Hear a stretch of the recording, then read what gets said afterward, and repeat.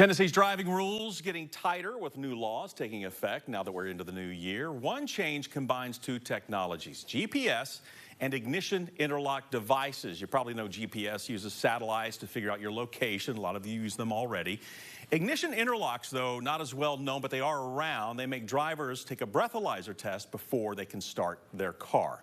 Attorney Greg Issacs joins us as always to take a look now at the combination and the issues that are raised. Of course, this all, Greg, comes out of the Eddie Conrad Act. First of all, thanks a lot for coming in. It's good to be here, Bo. Let's kind of educate everybody a little bit more on the ignition interlocks. Just kind of explain how they work. An ignition interlock is an important part of DUI enforcement and prevention.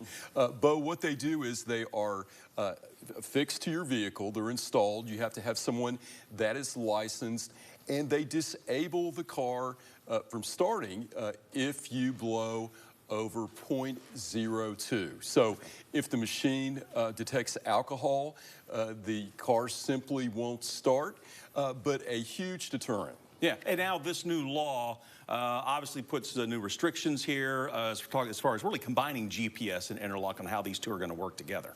You know, it really does. There are over 300 IID devices installed in the United States, 19,000 drunk driving convictions a year in Tennessee, and what we see is the ignition interlock is powerful. Now, there's been a glitch trying to prove where there's been a positive, where someone has tried to manipulate or game one of the tests. So here's what GPS does.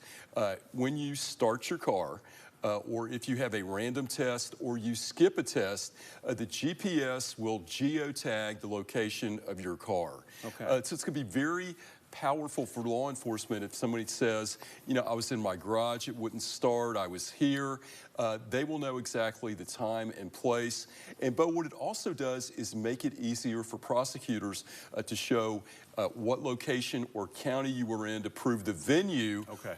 Because if you fail it, right, it can be a crime. If you intentionally disable it, if you get someone else to try to blow into the device, a crime not only for you as the owner of the ignition interlock, but the person that tried to game the system for you. Mm-hmm. Interesting. Yeah, and we should note they're not tracking you, but again, it's more about pinpointing your location. Well, the statute specifically says the GPS on the ignition interlock cannot be used to track your vehicle.